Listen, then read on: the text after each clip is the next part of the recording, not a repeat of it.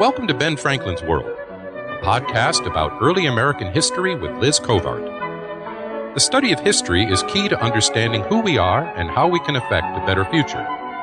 Ben Franklin's World will introduce you to historical people and events that have impacted and shaped our present-day world.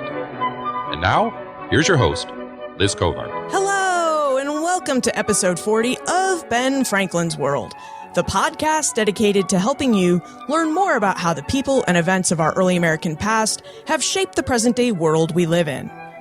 Political drama. This is something that has been shaped by history and affects the present-day world we live in. I mean, every time we turn on the news, check out the front page of our newspapers, or skim the titles of our favorite blog, many of us will find that some issue or someone has gone awry in the United States Congress. However, we can take comfort in the fact that political drama is not a new development in the United States. From the earliest days of the United States government, Congress and presidents have experienced drama and controversies. Today, we are going to explore the very first controversy to ripple through the United States Senate and House of Representatives, the presidential title controversy of 1789. Our guide into this controversy is Kathleen Bartoloni-Tuazon, author of For Fear of an Elective King, George Washington and the Presidential Title Controversy of 1789. During our investigation, Kata reveals the origins of the presidential title controversy, the different titles senators, congressmen, and ordinary citizens proposed and favored for their new president, and the ways in which specific individuals involved in the controversy shaped precedents for the offices of president and vice president that we still use today. So, are you ready to abandon today's political drama for that of 1789? The fourth episode in our Happy Birthday United States series continues with Kathleen Bartoloni-Tuazon. With tidings and wisdom to share about our early American past, here is this week's special guest. Kathleen Bartoloni-Tuazon is a visiting scholar at the First Federal Congress Project in Washington, D.C., and a lecturer on the early presidency. She earned her Ph.D. in early American history from the George Washington University. Kata is the author of For Fear of an Elective King, George Washington and the Presidential Title Controversy of 1789. Welcome to Ben Franklin's World, Kata. Well, thank you so much, Liz. I'm very excited and honored to be here. Major political controversies seem to plague the United States government at least a few times every year. And today, Kata is here to help us explore the first major controversy to trouble Congress, which was the presidential title controversy of 1789. Now, Kata, before we get into the controversy, would you tell us a bit about yourself and how you became interested in George Washington and the title controversy? Well, I think, Liz, that throughout my life, I've been very interested in qualities of leadership and how people respond to leaders. In addition, the idea or the issue of the presidency and the presidency's place within a government based on popular sovereignty has also always kind of intrigued me, since it's not a perfect fit, actually, to have this singular executive within this popular sovereignty. And I saw the presidential title controversy, which was really the very first dispute between the House and the Senate at the beginning of the constitutional era, as just a sort of an indicator that the presidency was very controversial and that the title controversy wasn't just a joke or a question of etiquette, which it's often dismissed as. As a result, the idea of looking at Washington a little bit more closely and looking at the title controversy in terms of the presidency, not in terms of just etiquette, seemed like a natural fit for me. And what is the First Federal Congress Project, and what sort of records and work do they do there? Well, that was a wonderful sort of serendipitous connection for me. The First Federal Congress Project is loosely affiliated with George Washington University, and it's an archive dedicated to assembling and organizing the documentary history of the First Federal Congress, which was from 1789 to 1791. There are about 19 volumes published right now, and they'll probably go to about 22 when all is said and done. Much like the documentary history of the ratification of the Constitution or the documentary history of the first federal election, these documentary history projects basically complement the projects that exist that are looking at publishing in a documentary way all of the papers of the various historical figures, Washington papers, Adams papers, etc. That's fantastic. Yeah, I think it is fantastic, and they're not just dealing with individuals. These are like ratification is an issue. The election was a political experience for the nation, the first election, and the first Congress also dealt with individuals, and it also has all the information that has to do with what Congress was doing in those first 2 years. Let's dig into the title controversy. Would you tell us about the presidential title controversy and when it began? What questions did it raise? Well, even before the controversy actually began in the spring of 1789, questions about what to call George Washington as president and what to call the president were already circulating. Washington had already been called as commander-in-chief of the Revolutionary Forces, Your Excellency. He was also General Washington. And actually, Excellency and General were terms that were used for him after he retired his commission, and they were actually terms that were used for him for the rest of his life. But the idea of him being president, this new role for him, there were people who wondered, okay, he's is he the equivalent of a king? Does he need to be addressed in that way? But this is a republic, what should we do? Also, there were concerns about the presidency. Was it going to be a strong position, too strong, monarchical? Was it going to be weak, a weak position and subject to corruption? So perhaps it needed to have a strong title to shore up its authority, but maybe not too strong to make it monarchical. There was this push-pull going on in relation to how the presidency was going to be perceived. Even after Congress settled on the modest title of president instead of something regal, the issue still led to a huge public conversation about titles in America and titling the president. The presidency was a new position. It was something the world had not seen before, and everybody had an opinion. What sorts of titles are people proposing that they call President Washington? And why are early Americans so hung up on the question of titles? Well, people were hung up on titles somewhat because during the Revolution, this wave of egalitarianism that came with the Revolution brought people more into a feeling that everyone was equal. But at the same time, elites still existed, and many of those elites had titles. So many of the common people felt they needed titles too.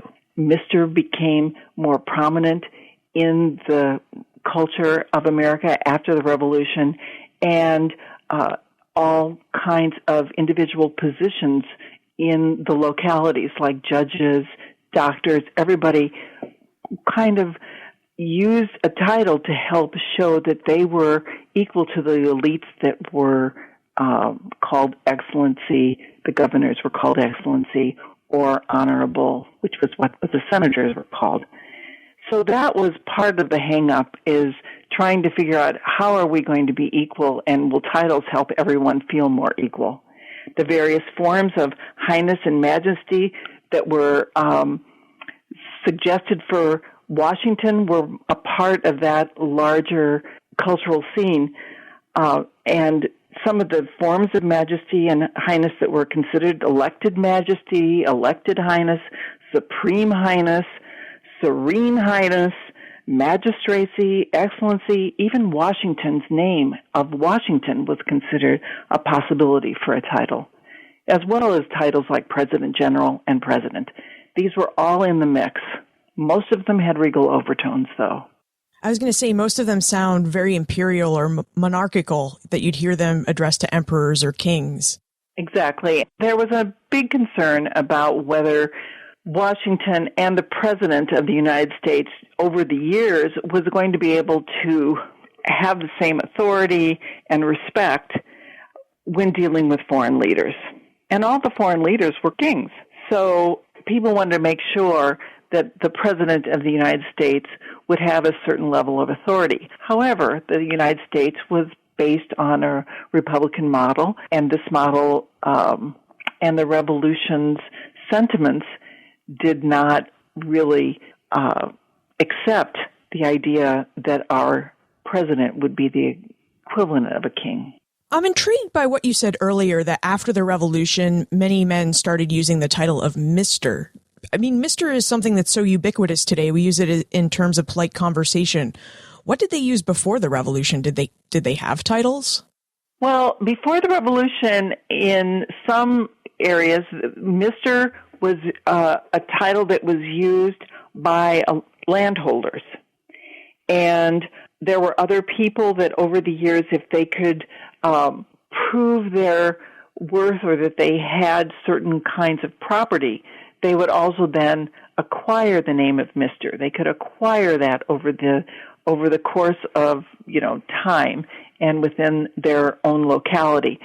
So then after the Revolution, there was an even greater use of the term Mr. by just about everyone. That and Esquire wasn't just used for lawyers. It was used quite widely. In fact, there were newspaper articles that complained that Esquire was being used for anybody who didn't have any other title. So there was this need to somehow balance the playing field in terms of how all of these mostly men were titled. I think I have a feel for how these early Americans feel because I'm now fascinated by this idea of titles for the common man. But I suppose we should return to the focus of our conversation, which is the presidential title controversy. In Fear for an Elective King, Kata reveals that the presidential title controversy had two phases, a congressional phase and a public phase. Kata, would you tell us about the congressional phase? What did the first congressmen and senators think about the titles that John Adams and others had proposed? Well, the presidential title controversy officially began with a Senate resolution to discuss possible titles for the president. And this was a resolution that was proposed by Richard Henry Lee, a senator from Virginia. And actually, he had been an anti-federalist, and people are surprised that he was so in favor of having a strong regal title for the king. But he, like others, worried not so much about a strong king, but about a weak king, and that a weak king could be subject to corrupt forces and corrupt influences, especially corrupt influences from state elites. Now, his resolution to look at a title began the same day that Washington arrived in New York City on May 23rd, 1789. And for the next 3 weeks, the Senate and the House met in various subcommittees trying to come up with a title. The Senate was trying very hard to figure out a title that would give the president what they felt was the right amount of respect and authority. But the House was adamantly opposed to any title other than the civic title mentioned in the Constitution, which is president. What the Senate wanted was some honorific that would precede George Washington, President of the United States, something like His Highness or His Serenity or His Majesty or something before the name George Washington, President of the United States. So the Senate was very interested in trying to come up with a title that would be one of the titles that would please John Adams and others that were allies. And Adams wanted something more than just excellency, which is what was already the address used for all the governors in the states, and also used for the president of the Confederation Congress at that time. He was addressed as Your Excellency. So Washington would need something grander as far as Adams was concerned, and many of the senators agreed with him. Not all of them. William McClay, Charles Carroll from Maryland, and William McClay from Pennsylvania were against it from the beginning, and McClay was particularly vocal about it. But in the House, totally against it, and the majority of Americans agreed with the House on this issue. John Adams would take a lot of flack for his introduction of regal titles for the presidency. I mean, people were calling him his rotundity behind his back. And I think it's interesting that Richard Henry Lee is also involved, because when we spoke with Danielle Allen in episode 18 about the Declaration of Independence, she mentioned how Richard Henry Lee and John Adams worked together to introduce the resolution to declare independence. Was there any sort of cooperation here for this resolution in the Senate, or did this just happen by accident? Oh, no, it didn't happen by accident. Adams and Lee came in to the new government with a very strong political cachet from their years and their cooperation during the Revolution. They both were very powerful figures. Now, during the ratification period, Richard Henry Lee wrote quite strongly against the Constitution, and he was most worried that there weren't amendments to the Constitution built right in. And he went to Congress mainly to fight for amendments, which he did quite strongly. But he and Adams both also had an aversion to the power that state elites wielded. And he was very concerned about a weak president being subject to corrupt influences from these state elites. And John Adams was in the same boat. They both agreed with this. They didn't want this strong president because they wanted a monarch. They wanted a strong president that could fight off corruption and cabals from state elites, or perhaps, foreign influences as well. So they were on the same page when it came to the title controversy. The difference between the two of them is that once the title controversy was over, Lee moved on to the amendments to the Constitution, which was his main reason for being a senator in the first place. And Adams worked still behind the scenes lobbying for a strong president one way or another. I mean, he wanted an absolute veto, for example, and these kinds of issues just kept his monarchical tendencies in the forefront, whereas Lee moved on to issues that were more in line with the way the House and much of the Senate felt when it came to amendments. So even though their friendship in the beginning did influence the title controversy, in the end, the long-term effect of the title controversy on their reputations was different. You touched a bit about this in your last response, but why do you think John Adams and others really thought that they needed a monarchical or imperial title for the presidency? Why were they worried that the presidency would be so weak? Why did they think a title would strengthen it?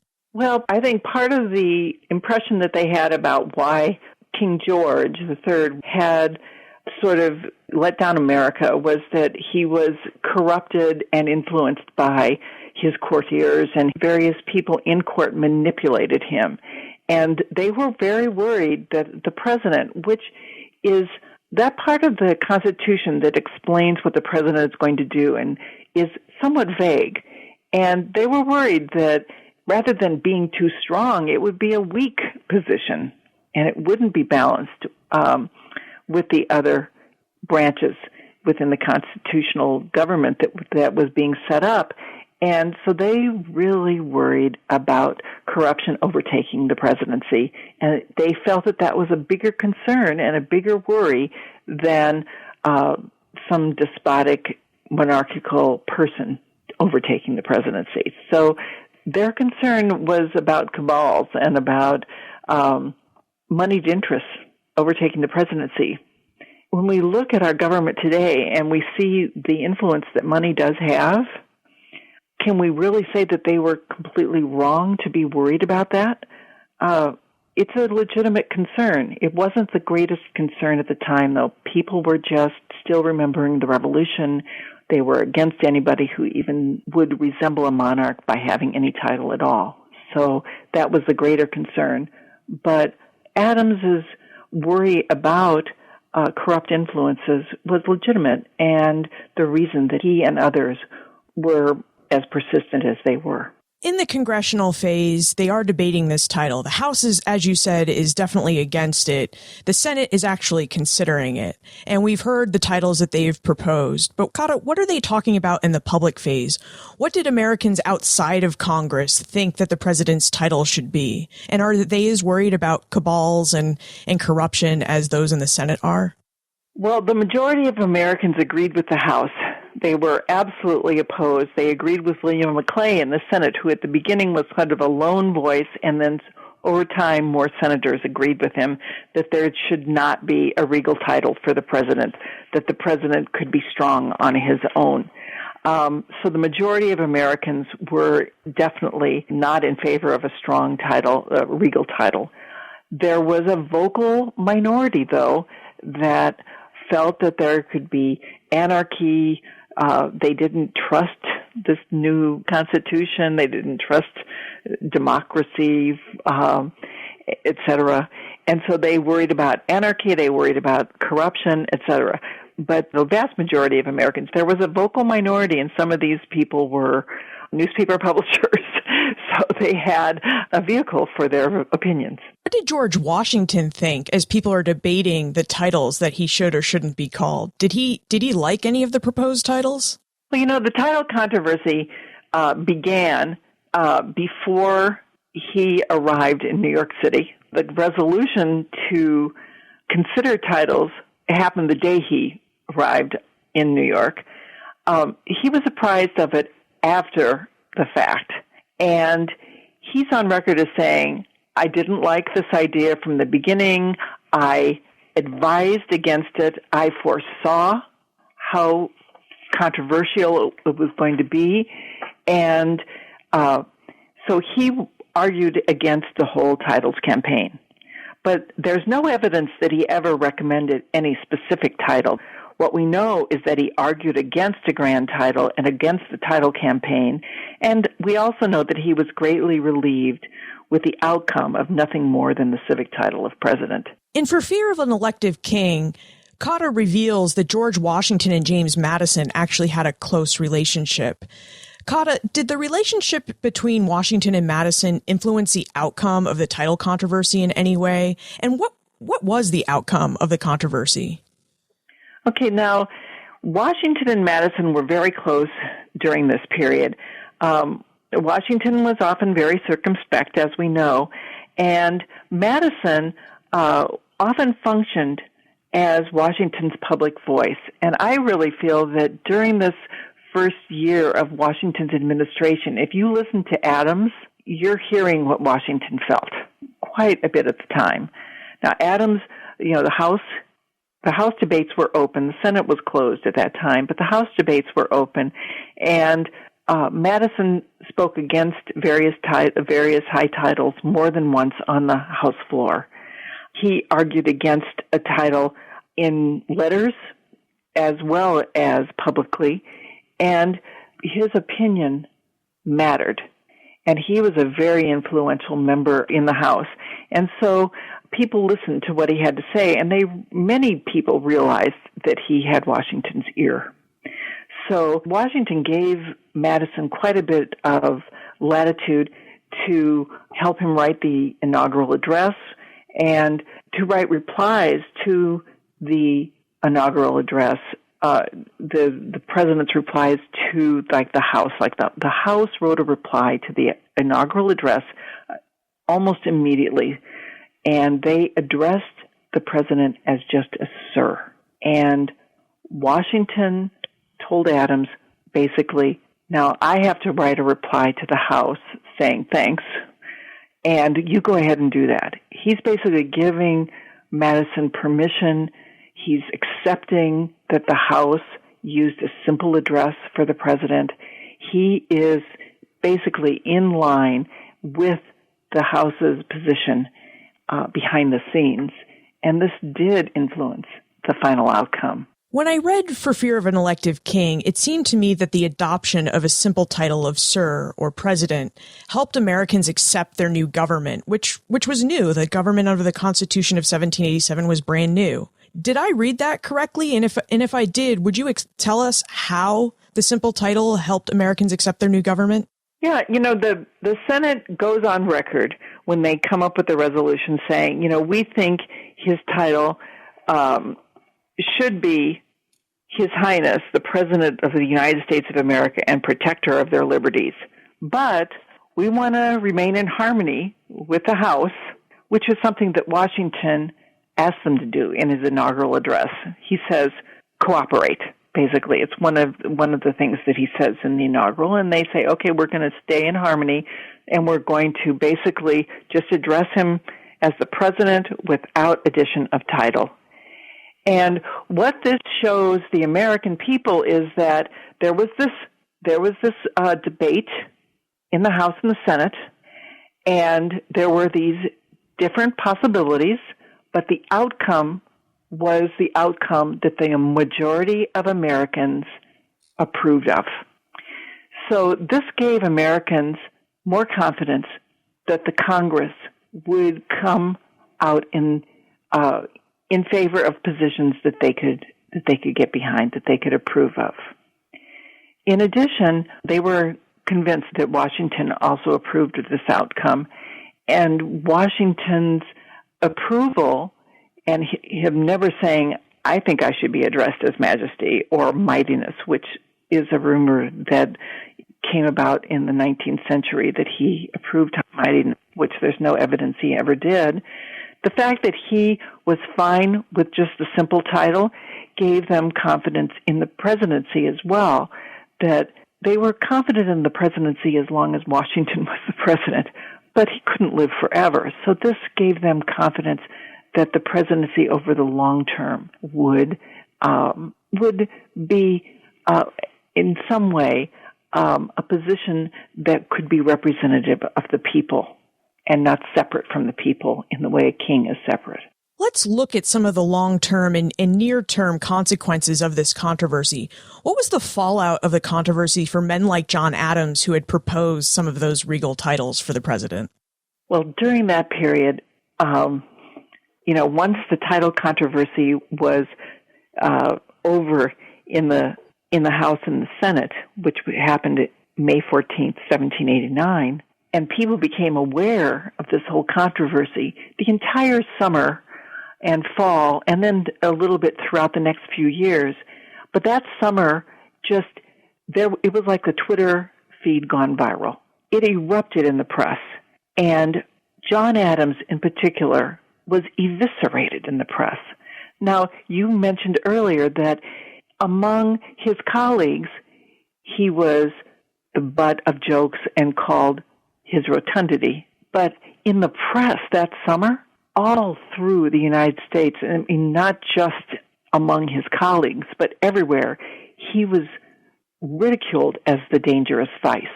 There was a long poem written about it, and this poem basically compared Adams who was the vice president, to the vice of monarchy. And here's this man, just a heartbeat away from the presidency, that is affiliated with the vice of monarchy. So he was eviscerated. He strained friendships. He lost patriotic credentials and political influence. And it haunted him for years, and it haunted his presidency once he became president. When he was referred to derisively in real terms whenever he would overstep, like during the times of the Alien Sedition Acts, etc. He would be ridiculed, and they would still come back and use His Highness, His Excellency. President Adams wants to, is acting like a monarch. So he lost a lot, and a lot of the bad publicity fell directly onto Adams. There was some backlash against Richard Henry Lee and a few others, but that faded, whereas the backlash on Adams remained. The backlash from the press makes his rotundity sound like the least of his problems. Like that was the polite thing being said about him. His rotundity was definitely, I'm sure that he heard it. I'm sure that he heard it, and, snickering in the halls of Congress. I mean, I can just hear it even now. But that poem, The Dangerous Vice, did a lot of harm.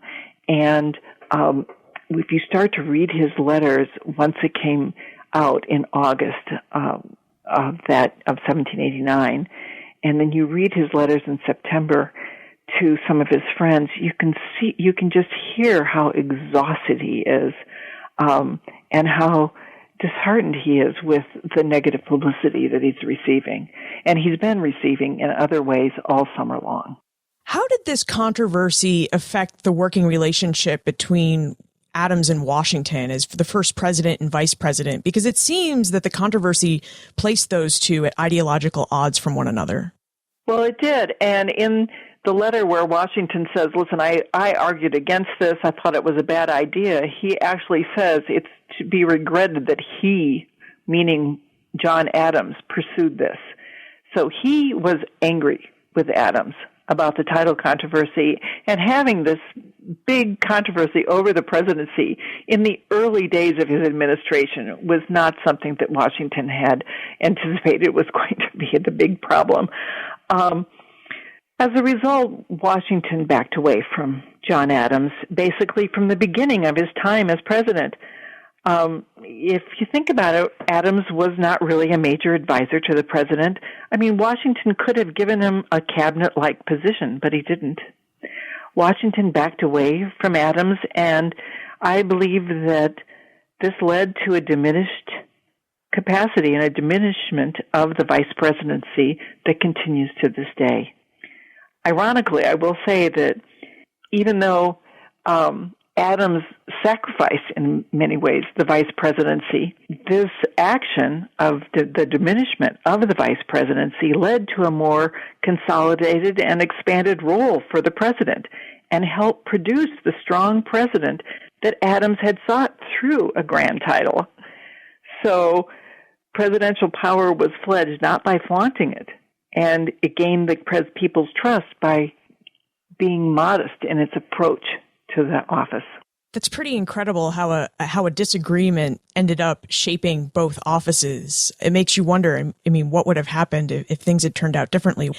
The Time Warp is a fun segment of the show where we ask you a hypothetical history question about what might have happened if something had occurred differently or if someone had acted differently.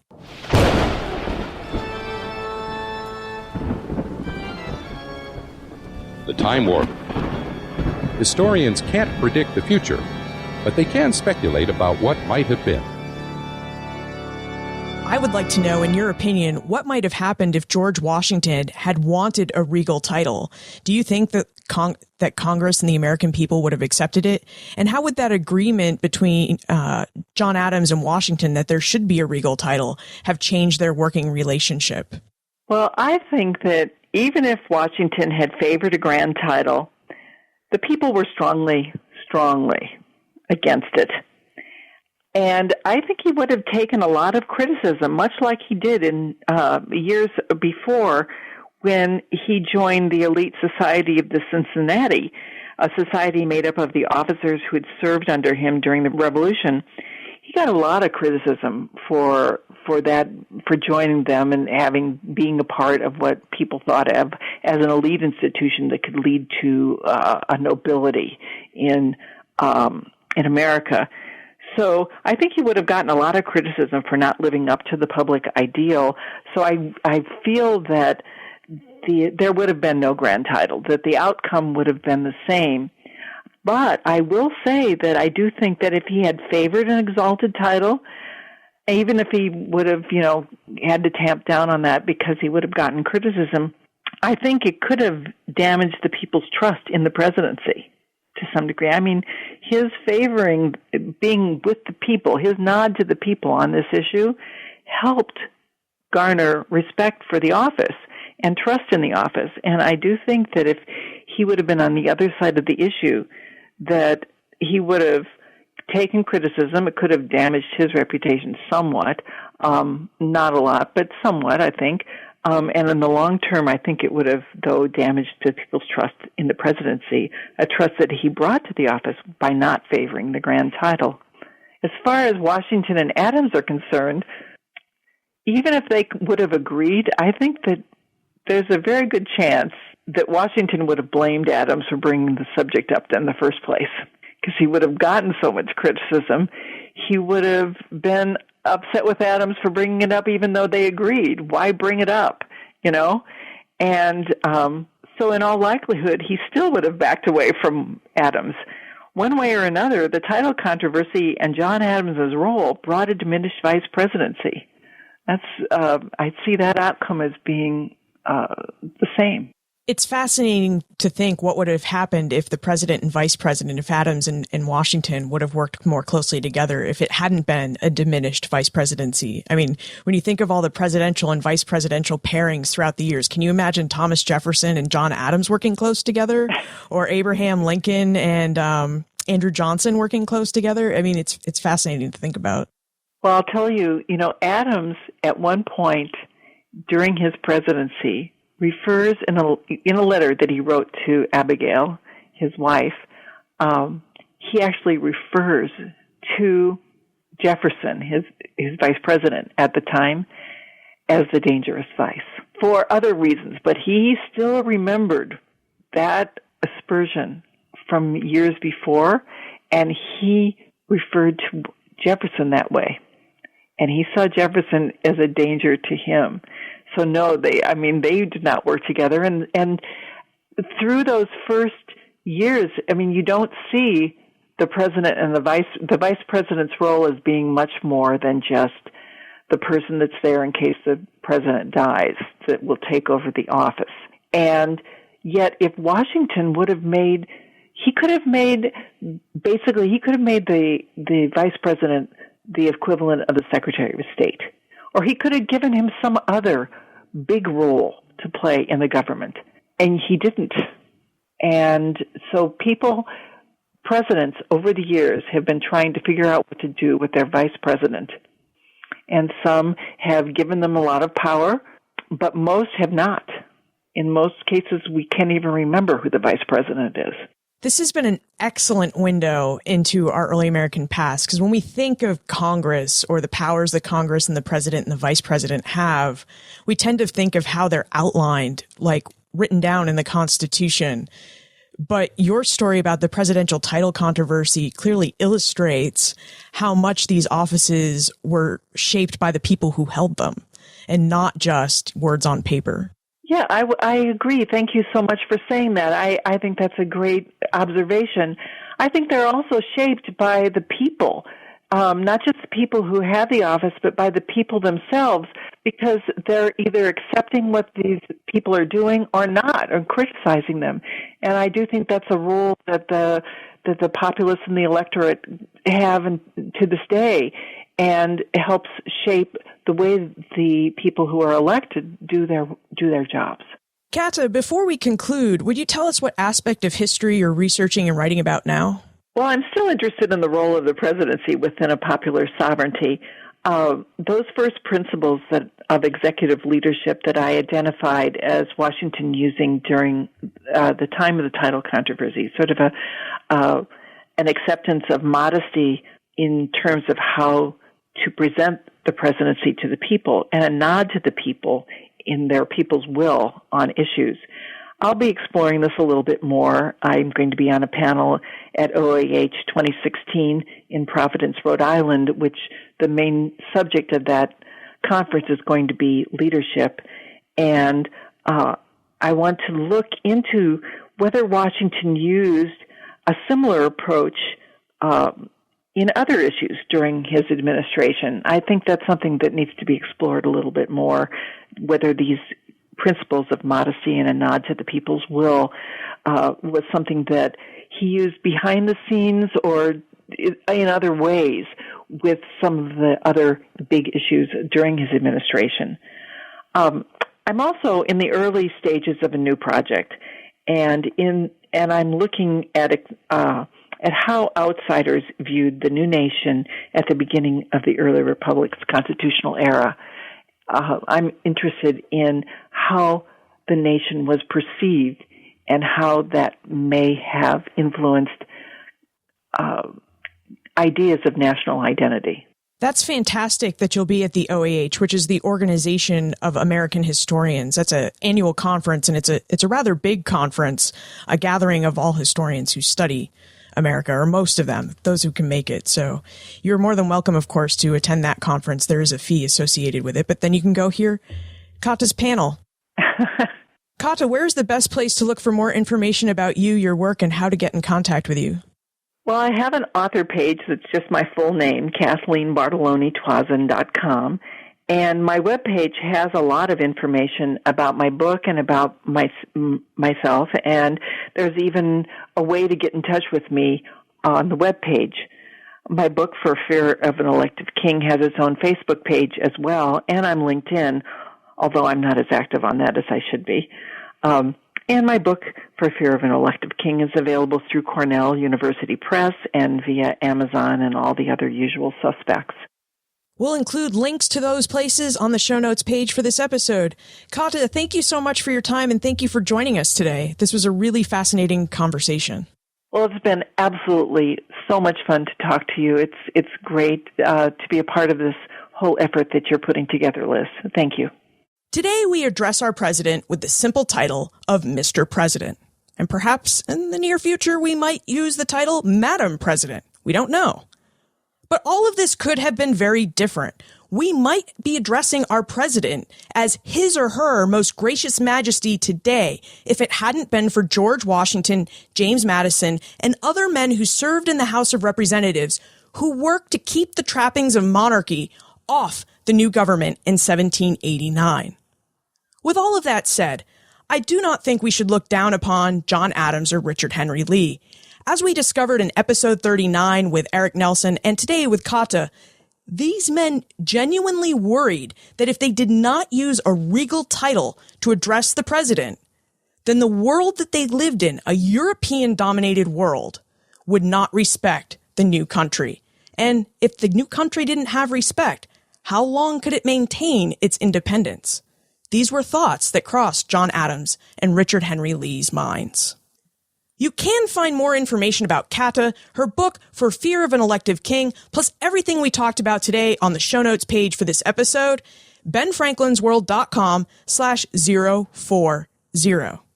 Of course, you wouldn't have to go to the website to find the show notes if you signed up for the Franklin Gazette, which you can do by visiting the website or by texting BF World to 33444. And that will get you the show notes of every episode that we air from now on right in your inbox. And it will also get you access to Poor Richard's Club, which is a fun place on Facebook where listeners of Ben Franklin's World and I hang out and we talk about history, share articles and pictures of places that we visited. So it's a really fun place to hang out, and we hope you'll consider joining us there. Now, would you like to support Ben Franklin's World? Please tell your friends, family, and other people, as many people as you can find really, about the history we investigate on the show and about the show. Word-of-mouth recommendations and intelligence is how we are going to help get more people interested in history in general. Finally, does knowing about the presidential title controversy change the way you think about our revolutionary heroes of Washington, Adams, and Richard Henry Lee? Share your thoughts by posting a comment either to the show notes page or in Poor Richard's Club by sending me an email to liz@benfranklinsworld.com or tweeting me @LizCovart. And remember, never leave till tomorrow that which you can do today.